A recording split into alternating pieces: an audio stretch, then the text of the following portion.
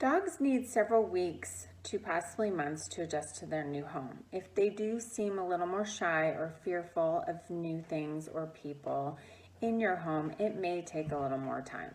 I know it's hard to hold back from snuggling with your new furry family members, but it is important that we give them the space to adjust and respect their space. We can work on our own body language with shy and fearful dogs. So we want to approach them from the side instead of head on, and try not to hover or stand above them or hug them as much as we want to do until they're more comfortable. Sometimes this sets them back. Try to pet your dog on the side or his back and try to stay away from the sensitive areas like his head, his ears, his paws, and his tail until they get more comfortable with you. You also want to lower yourself to their level and talk in a calm and quiet voice. Try not to force your dog to give attention. You want them to start approaching you, and they will when they get more comfortable.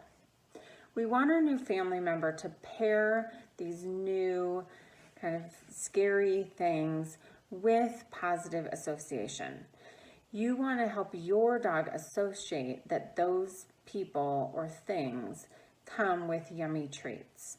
So it's really important that you use positive reinforcement training. Offer your new dog praise or gently hand them dog treats when it does something that you like, such as walking up to you or something new or an object that they used to be fearful of. Over time and repetition, your dog will learn that being near you and being near these things is a positive experience and start to relax in your new home.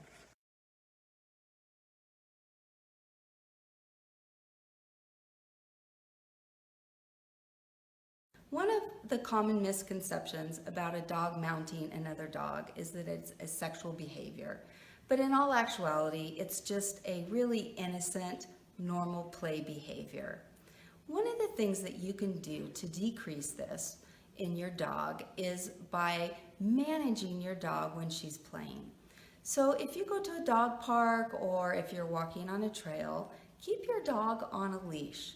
Watch your dog's body language very closely. And the minute there's any inkling of a mounting behavior, you want to step between your dog and the other dog and gently guide your dog to an area of the park or off the trail where there's no other dogs.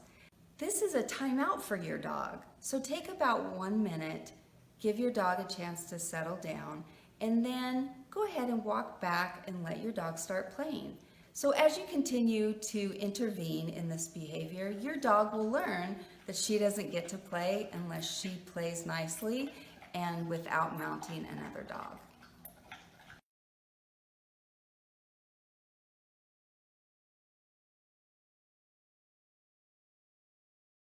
It can be really hard to separate two dogs if they are litter mates, if they've grown up together, if they're extremely bonded and have never been apart from each other. And here are some tips to help with that. You don't want to separate the dogs in a way that causes them to panic or feel distressed. Introduce separation very gradually. So for example, let's say you've already tried to crate both dogs in two separate crates and both dogs were howling and trying to get out to each other and just not having a great time. Well, that means that that degree of separation was too much. And we can think about what is still some separation, but not as much. Here are some ideas. One is if you have an exercise pen, you can just put the pen down the middle of your living room. And while you're watching a movie, one dog is on this side of the pen, the other dog is on that side of the pen. And as the dogs get used to this, you can gradually have them move farther and farther apart. Another idea is if you have a friend or a family member in your home, you can have both dogs on leash. And the same kind of scenario, let's say you're watching a movie, one person can sit on one far end of the couch and just keep the dog on leash, the other person on the other end of the couch, dog on leash. So think about little compromises like that in terms of how you can set your dogs up to be separated gradually. The second big idea is to make separation a positive time for your dog. So if you simply separate your dogs but don't give them anything positive to do, They have nothing to think about except for how they want to get with each other. So things like feeding them their meals in a separate room, or having both dogs in a training session, but one person has one dog on leash and is training them with treats. The other person has another dog on leash, training them with treats. Maybe you start in the same room, and as you train, you move farther and farther apart until they're training 20 feet away, or training in separate rooms. Or one dog is having a great time playing with a toy in the yard, while someone else takes the other dog on a walk around the neighborhood. These are the ways to incorporate separation while making it a positive time for both dogs. Whatever works for your dogs, you want separation to be a constant thing in your everyday routine. So if I had two dogs that are heavily bonded, I would implement all of these ideas every single day, not just once a week.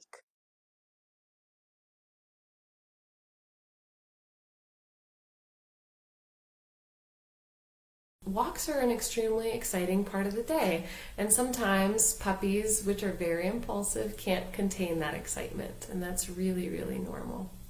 So one way to address this pre-walk craziness is being mindful that most dogs start getting excited for the walk as you're beginning to get ready for the walk. So slowing down that getting ready process and rewarding your puppy for calm behaviors. And what that looks like is having high value treats readily available as you're going about your pre-walk rituals, grabbing puppy's gear, picking up the leash, putting on your shoes, whatever those first few steps are for you. Keep a close eye on puppy. If puppy is still behaving calmly, whether that's sitting, lying down, standing still, not vocalizing, say good and feed puppy one of those high value treats. If puppy does start getting a little bit excited, which most dogs will when you pick up their leash or pick up their gear, but simply ignore your puppy and wait for her to perform either a sit, a down, or other calm behavior. So let's say you get to the hallway portion and puppy is shrieking and very, very excited to go on her walk. What you shouldn't do is barrel down the hallway and let puppy get to her walk even faster. Slow down, stop, stand like a stone, and let puppy scream for a moment. What will likely happen is puppy's going to realize, oh, we're not moving down the hallway like we usually do. And it might take her a second, like I said, to come to that realization. But when she does, and she stops shrieking, even for a tiny, tiny moment, say good and feed one of those high value treats and continue moving down the hallway. So you may have to make quite a few stops at first moving down the hallway this way. Maybe provide some favors to your neighbors for tolerating the noise, but what will likely happen is puppy's going to learn the fastest way to get on her walk is to perform calm and appropriate behaviors. By letting puppy shriek and run down the hallway, it's kind of like a toddler throwing a tantrum in a toy store and the parent buying the toddler the toy anyway.